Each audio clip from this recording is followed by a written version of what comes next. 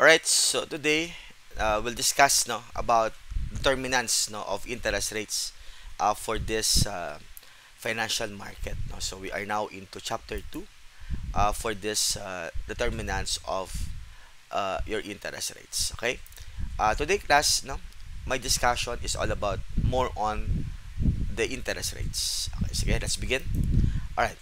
So, very important class that in terms of interest rates, no, as part of the fundamentals, no. So, ano bang ibig sabihin ng nominal interest rates, 'di ba? Ito yung nominal stated rate, no? Or the interest rates actually observed in the financial markets. Ibig sabihin class, ito yung rate natin, no? Ito yung rate na nasa instruments. Okay? So, with this nominal interest rates, no, it directly affect the value or the price of the most securities traded in the money and the capital market.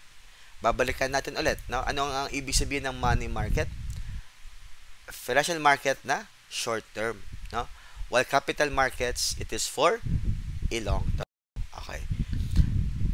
So with this, no, as part of the changes in the interest rates, it will influence the performance and decision making for individual investors, businesses, and for government units. So trivia lang, no? As part of US interest rates, if you notice, no, in 1972 to 2019, no, medyo mababa, no?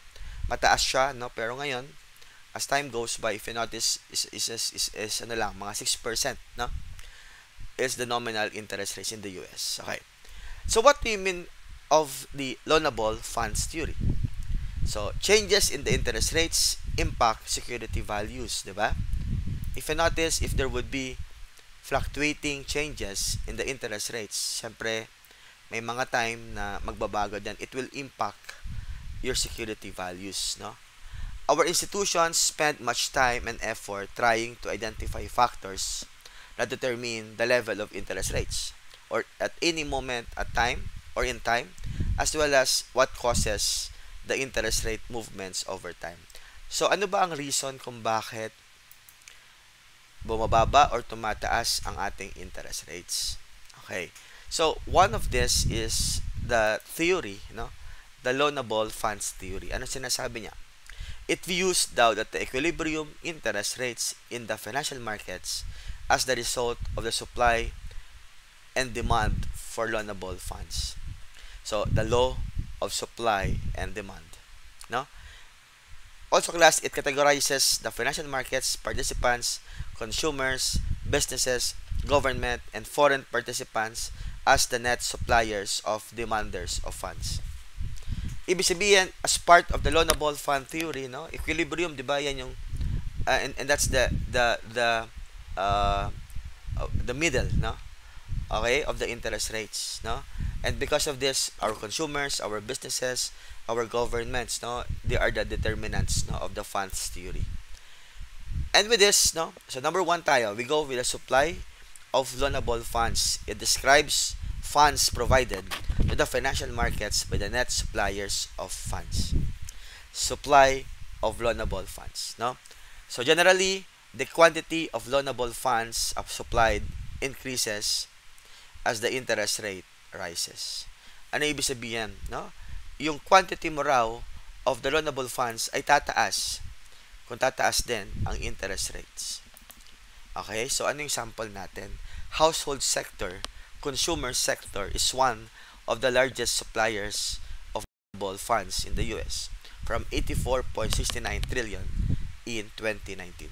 Kung tumataas ang suppliers ng loanable funds mo, tumataas din ang interest rates mo. You have also your business sector often has excess cash that it can invest for the short period of time. So from 28.6% for non-financial and 98.47 trillion for financial business in 2019. Alright, so yan yung ating mga loanable funds. Government may supply loanable funds with a 5.66 trillion in 2019. And we have also your foreign investors view US markets as alternative to their domestic financial market. Okay. So, 27.2 in 29. So, ito class, yung law of supply and demand for the loanable demands. Plus, yung supply mo pataas, okay, di ba baliktad siya, no? Kung ang interest rate mo ay pataas, tataas din ang quantity of loanable funds supplied.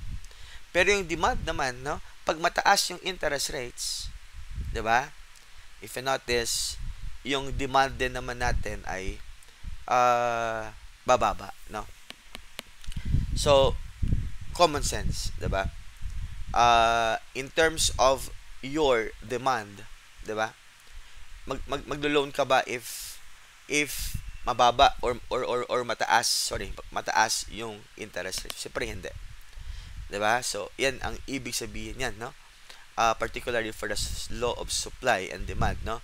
For the loanable funds. So, we'll discuss it one by one later. Okay. So, demand naman for loanable, it describes the total assets net demand for funds by the fund users.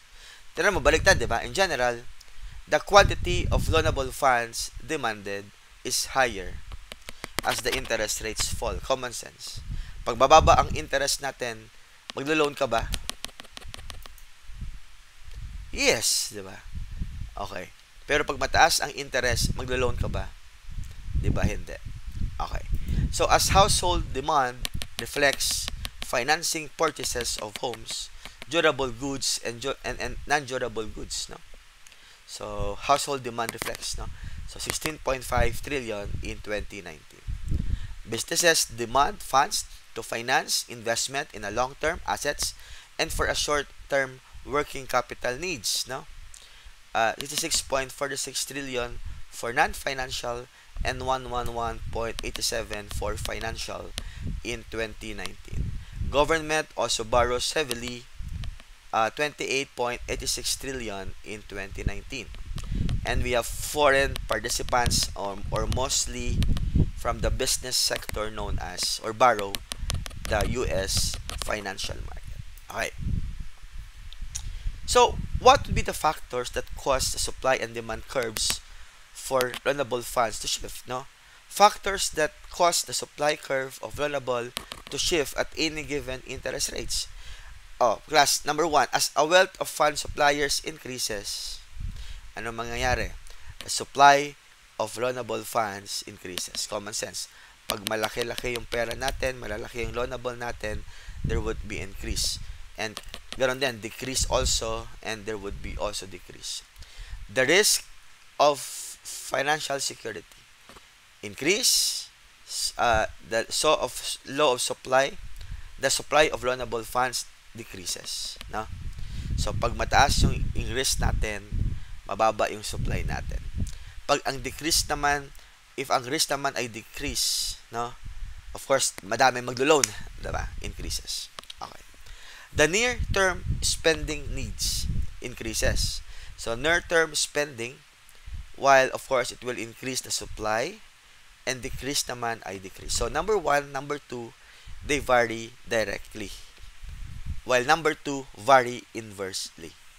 Number 4, when the monetary policy objectives allow the economy to expand, restrict expansion, so the supply of loanable funds, of course, it will decrease. Siyempre, pasiguro tayo, class. Diba? Or an economic conditions improve in a domestic foreign country, the supply of fund increases or decreases. So, it would depends. Okay. So, ito yung mga factors natin, no? That will affect the supply and of demand of loanable for a financial security. Factors, again, interest rates, impact of this on the funds, movement along with the curve direct. Diba? Kanina to ha. Total wealth, shift supply curve, impact on equilibrium interest rates. It will have an inverse relationship. Risk of financial security, shift supply curve direct. Supply tong part A ha. Okay, so interest rates, of course, direct effect yan. Total wealth naman, inverse. Okay, then near-term spending, there would be direct. Monetary expansion, there would be inverse. And economic conditions, there would be an inverse. While the demand, interest rates, movement of this direct. utility derived from the asset purchased with the borrowed funds direct, or restrictiveness of a non-price conditions, there would be an inverse, and economic conditions, there would be a direct relationship. Okay. So, again, also factors that cause the supply and demand curve for runnable funds. So, continue tayo. Factors that cause the demand curve for runnable amounts to shift include the following. So, it's more on the demand. As the utility derived from the assets purchased with the borrowed funds increases, the demand for runnable fund will also increase. No? So, utility derived from the asset purchase or the borrowed funds. Decrease din naman and decrease. So, ibig sabihin, if you have the purchase of the borrowed funds, you have demand of this, of course, there would be a directly, or it will vary inverse. It will vary directly. As the restrictiveness of a non-price conditions on a borrowed funds decreases, so restrictive tayo. Of course, the demand is it will vary inversely naman. Siyempre, stricto ka no? Okay, siyempre may maglo-loan ba? Wala. Okay. Non-price conditions may include fees, collateral, or the requirements or the restrictions on the use of funds. No? When the domestic economic conditions result in a period of growth or stagnations, the demand for funds increases or we have decreases. Yan.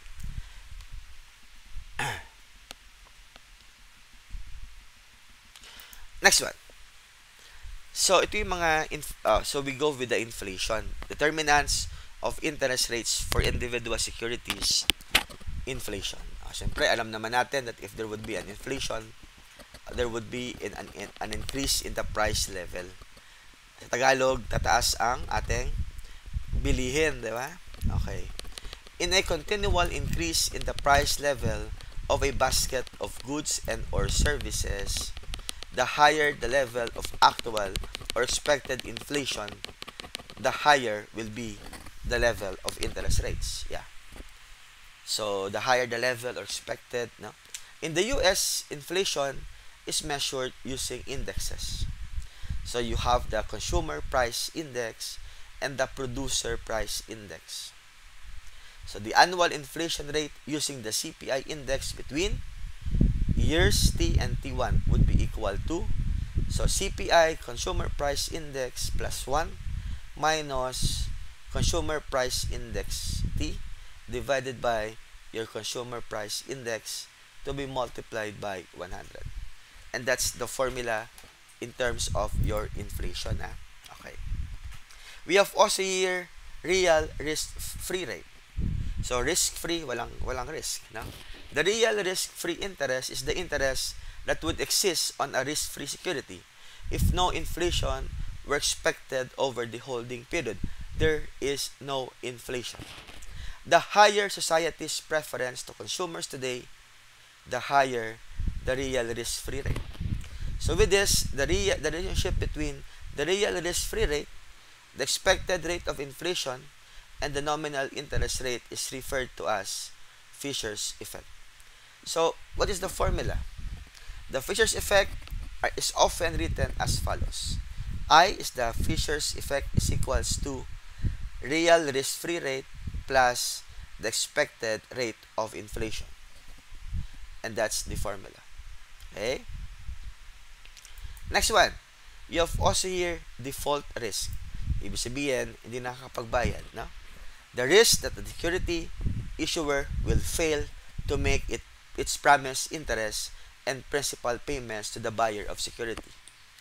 Default nga, no?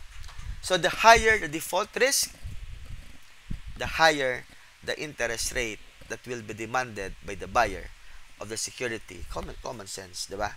Hindi nagbabayad, babayaran mo ng mas malaking interest.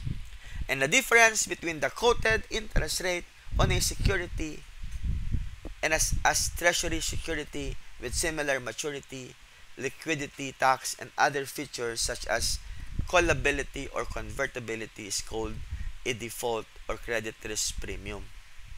So how do we compute for that? The DRP, the default or credit risk premium, is equals to I. I is the interest, okay? Then we have security J, no? Minus I, which is the liquidity tax and other features, or known as callability or convertibility. We have also here liquidity risk. So, of course, liquidity, ability by the company to convert it to cash, diba? Is the risk that can be sold at a predictable price with a low transaction cost on a short notice, no? So, the higher liquid asset is one that can be sold at a predictable price with a low transaction cost and thus be converted into the full market value or a short notice. So if you are highly liquid, no, of course, low transactions, I think you have more cash, diba? If a security is illiquid, investors add a liquidity risk premium to the interest rates on a security that reflects its relatively liquidity. And the LRP might also include thought of as an illiquidity premium.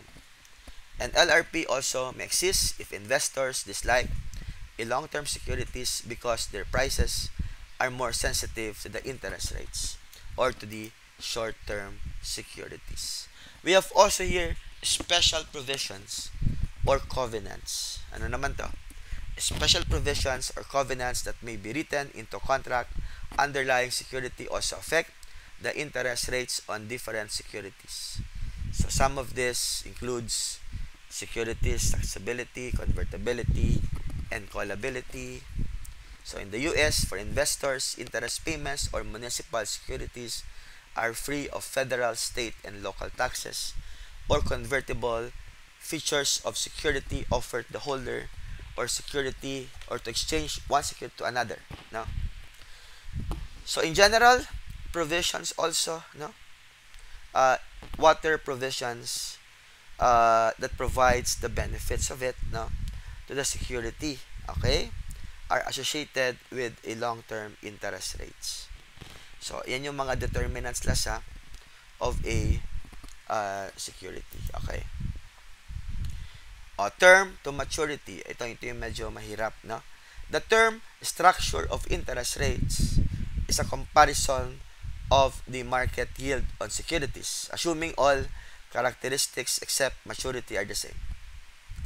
So with this change in the required interest rates as the maturity of a security change is called maturity premium. So ito class yung formula class MP. So the MP can be positive, negative, or zero.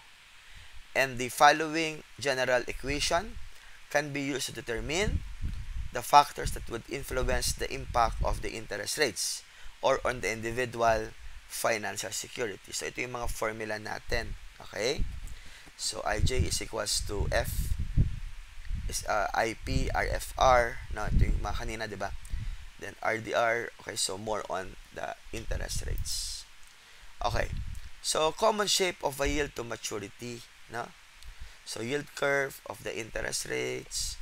Then you have your interest payments and yield to curve. Okay? So that's also one that we need to consider. Okay.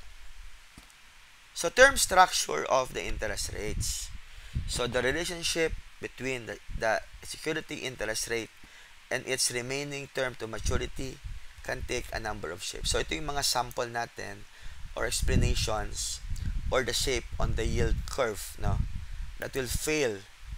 Number one, unbiased expectations theory, liquidity, premiums theory, and the segment or the percent or market segmentation theory. Okay. So we go one by one. No? So ito yung mga unbiased expectation theory. So at a given point in time, the yield curve reflects the market current expectation. So medyo kakaiba, no, formula. So I plus Rn. So R, of course, R1 is 1. No? Rn is the actual end period of the rate today. Is equals to 1 plus R, which is 1 Rn actual end period. The E is the expected 1 year. Okay, and so on and so forth. So if you have this formula, So, ito yung formula natin, class, ng unbiased. IRN is equals to 1 plus R plus E, no? And so on and so forth. No? So, please have this one. Then, we have also here liquidity premium. A weakness of this unbiased expectations theory is that it assumes that the investors are risk neutral.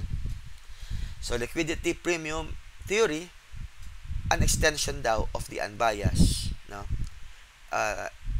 Theory. Now, based on this idea that the investors will hold long-term maturities only if they are offered at a premium to compensate for a future uncertainty in a security's value, which increases an asset's maturity value.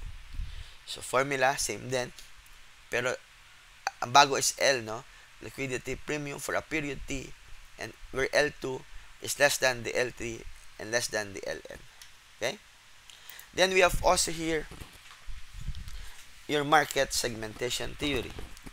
So, with this, the market theory argues that the individual investors and FIs have specific maturity references.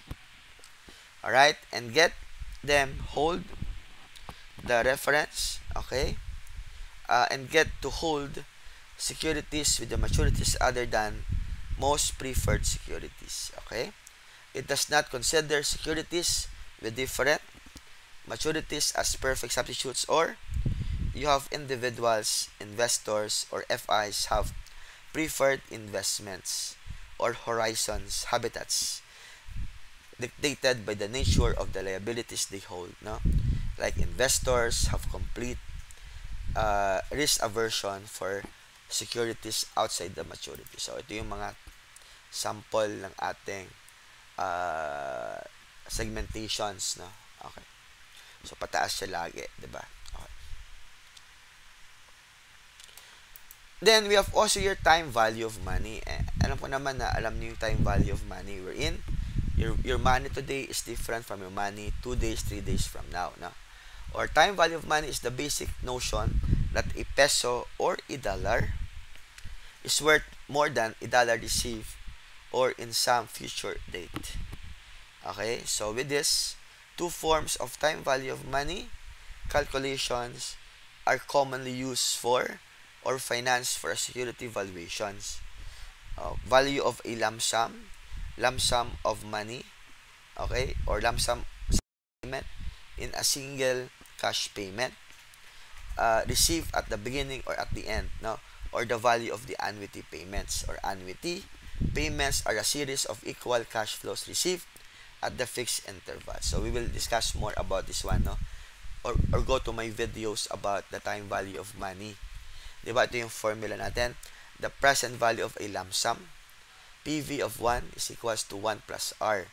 Or future value naman is present value 1 plus R.